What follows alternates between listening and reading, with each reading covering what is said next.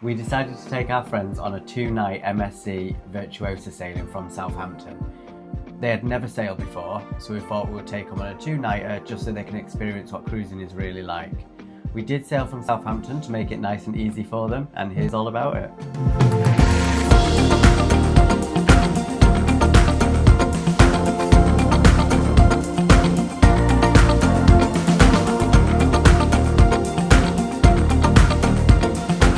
Hi guys, I'm John. I'm Jordan, and we are Sailmates.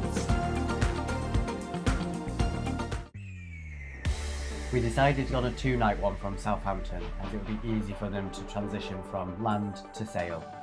Here's the story of how it went.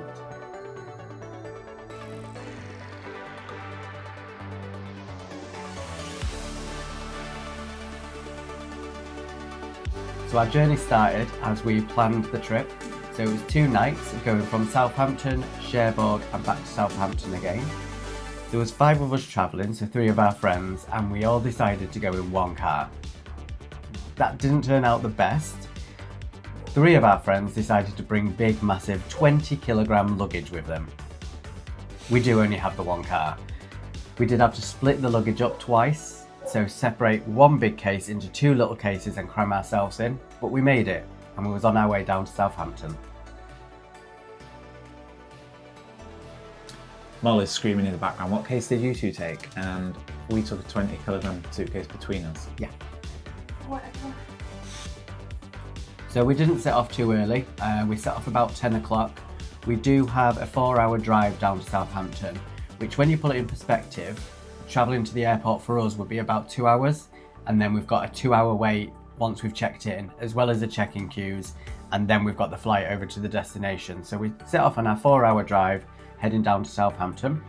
It wasn't too bad. No, it wasn't, to be fair. I think our friends was expecting it to be a lot worse than it was, but it's a really nice drive down there. We did stop, we had a McDonald's on the way. So once we got there, we had already pre-booked a car parking space at the terminal. So the car parking for the MSC was right outside the ship, wasn't it? The only downside, it was absolutely chucking it down with rain, and I mean like really bad rain. As we pulled up. So it was a nice drive, it was sunny all the way down, was all excited. And then as soon as we hit Southampton, so once we had parked up, it was just a 2-minute walk over to the terminal, which was a lifesaver because it was absolutely throwing it down. I waited in the car, let everyone else get out, and then I just ran for it. Just ran for that cruise. We paid £75 for the car parking. Sorry, but you missed the part out where I had to get out in the rain and unload everyone's suitcases. I think what video was all in the rain. I don't think we need to talk about that though, do we? So once we arrived into the terminal, I think our friends was expecting a really long wait again at check-in, but they didn't. As soon as we got in there, we was greeted, we was checked in, 15 minutes later, we was on the ship. We already had a drink in hand, I think, in 15 minutes. Yeah. Once the butler took us up, we just went straight through. It was amazing.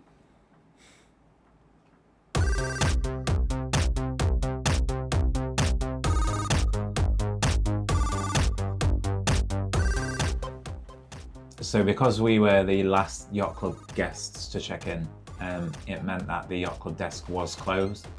As soon as they realised we were Yacht Club, they did take us straight past all the check-in and everything, got us our welcome drinks, and then we met the butler who took us straight onto the ship, straight up to our room, escorted through the promenade and everything, up in the lifts, and that was that. Yeah, the girls felt like celebrities, didn't they, walking through with Yacht Club and a butler in front of them.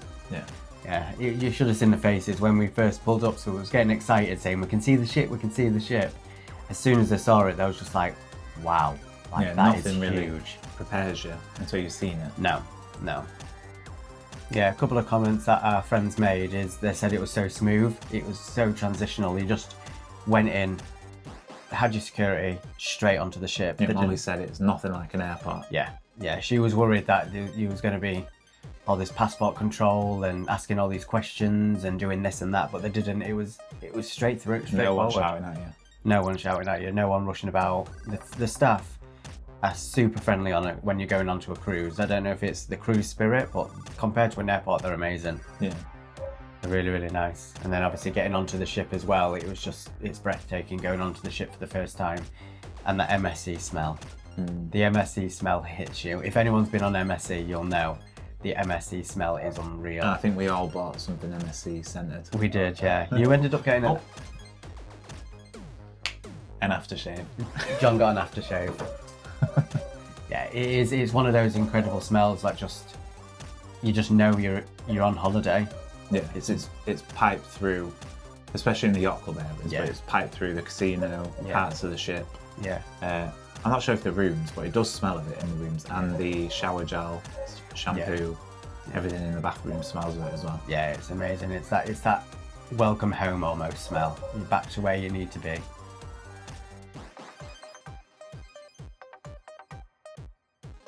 I think one of the great things about sailing from Southampton is you're on the ship, you've already started your holiday, and then you wake up and you're in a new destination.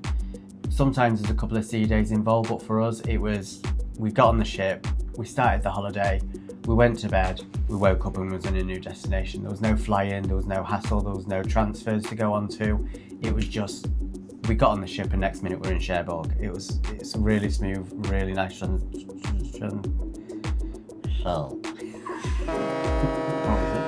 few smooth transitions. Yeah. It just feels easy. Like it's an easy way of travel. It's almost like you're just going away for the weekend to like the Yorkshire Moors, or you're going up to the Lake District. You know, you're going to travel that distance, and then your holiday already starts, but you're actually going abroad. Whereas flying, you already know because you've got to go to the airport, then you're flying to these destinations, which has its own fun. But it's a full day travelling. It's a full day travelling, whereas this... Travelling is the holiday. Yeah, travelling is the holiday. Yeah, it's really, really nice. It was a bit of a shame that we only did the 2-night one. It would have been nice to do it longer, of course. Holidays never last as long as you want them to, do they? But, you know, we had to try Yacht Club, and we're definitely going to be doing Yacht Club again.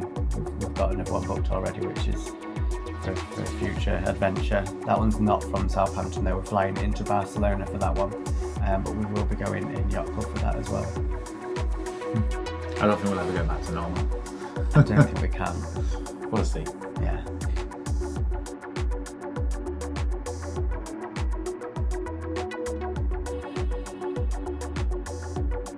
So a couple of things to say about a Southampton sailing. As good as they are, if you're doing a longer sailing, you do almost feel like you're missing a bit of your holiday abroad. You still got the holiday on the ship. However, if you're going somewhere further afield on there, you do need a few sea days to get away from the UK. If you're going on, you know, if you end up embarking on a rainy day, you are going to have that rainy days for a couple of days until you get out of the UK. Yeah, like the restaurant was quiet. Yeah. The restaurant was busy because the outdoor restaurant wasn't in use. Yeah, so the upstairs, sort of where you'd normally eat your lunch or your breakfast, it wasn't really in use because it was cold, and that's because it was a Southampton sailing. They did say if you was sailing out of Barcelona, for example, it's always split. So there's half here and half there, which makes it a better experience because it's not as hectic in the restaurants, which is nice.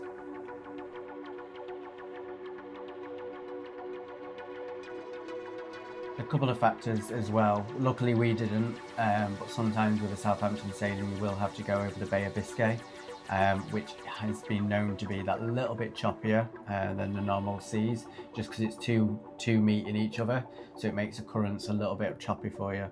Yeah, for us it was plain sailing, literally no movement whatsoever. Yeah, our friend Molly who came with us, she was panicked thinking that she's going to get seasick. She travels to Ireland a lot on ferries, and we had to say to her, it's not like a ferry. You're not going to have that experience. And you know, touch wood, we didn't have any off the rocking. We didn't have any movement at all. We didn't even know we were sailing at some point. It was really smooth. So a little bit about the price that we paid. Obviously we was in Yacht Club, so it is a different experience. You are getting that elevated experience, that luxury feel. We paid £850 per person. That did cover access to the full cruise. It included premium extra drinks package, which was you could use at all the bars within the ship, and the Yacht Club areas as well. It did give us access to Yacht Club and the facilities which are there. So we also got access to the spa, which is the thermal suite in the spa. I think you went and adventured there, but I never went in there. But yeah, that $8.50 that we paid, that did cover everything that you needed, all your meals included. We paid extra for the teppanyaki. Yeah, so specialities aren't included. There was a promo where you could have a cheaper rate for the speciality meals if you bought 3, but because we was on a 2-night cruise, it didn't make any sense to do that, so we paid for that individually. And then we spoke to some people who were saying that some of the guests who weren't in Yacht Club had probably paid less than £300, maybe even $250. Yeah, you can pick the 2-night cruises up for a really good value. We just wanted difference between the two of them. Yeah, we just wanted that elevated experience. We hadn't done Yacht Club before. We had done Fantastica, which is, you know, the usual.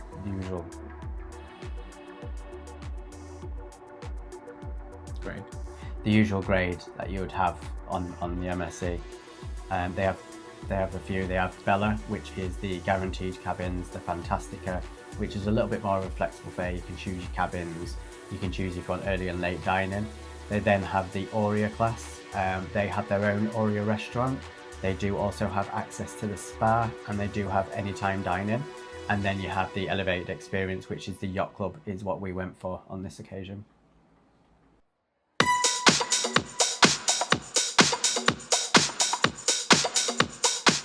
So another benefit of a UK sailing, so sailing out of Southampton, is that you don't, or with MSC, you don't have to worry about the luggage allowance. So you've not got to worry about 20 or 25 kilogram luggage. You don't have to pay extra for any more luggage.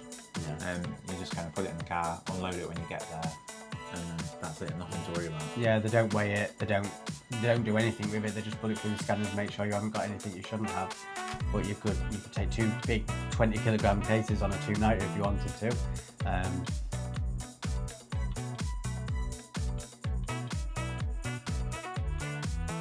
A typical Southampton sailing, you'll always have the sailaway party on the night of sailing away.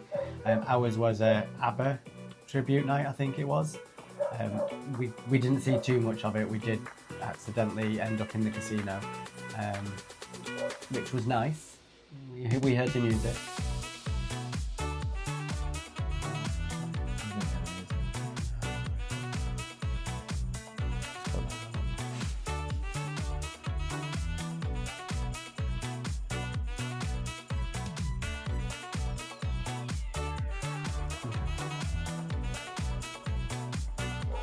The Port of Southampton does have 5 terminals that they operate out of.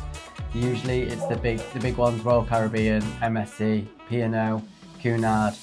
You've got Azamara sometimes, Silversea sometimes go out there, Oceania as well. So you've got quite a mix of different cruise lines departing out of Southampton.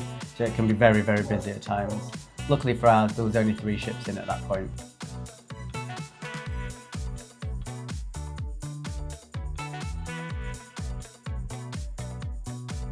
So having sailed from Southampton a few times now, I think we can safely say it's good for anyone, really. It's good for people who are just getting started in cruising, their first cruise, people who don't like flying, families, children, the elderly, anyone local to the area. It's just, obviously, if you're local, it's even better. Yeah, I think it's easily accessible for everyone. Big families especially, they can all meet up, do it as a weekend away or a nice little 7-night break. For the elderly as well, the accessibility on the ships getting onto the port are meant to be amazing as well. So there's no flying, there's no hassle of making sure the wheelchair is going to get on the plane. You go straight through onto the chairs ship. for kids. Push chairs for the families, yeah. I think it is an all-rounder. Southampton sailings really do suit everyone.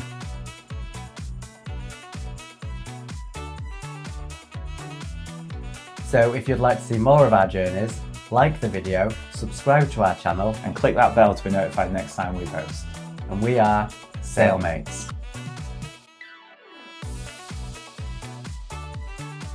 Yeah, so we took our friends on a 3-night sailing on the MSC Virtuosa. We chose to sail yacht. So we decided to take our friends on a 2-night MSC Virtuosa sailing. They had never... How many drinks have you had? Oh yeah! I've had like 5 Malibus.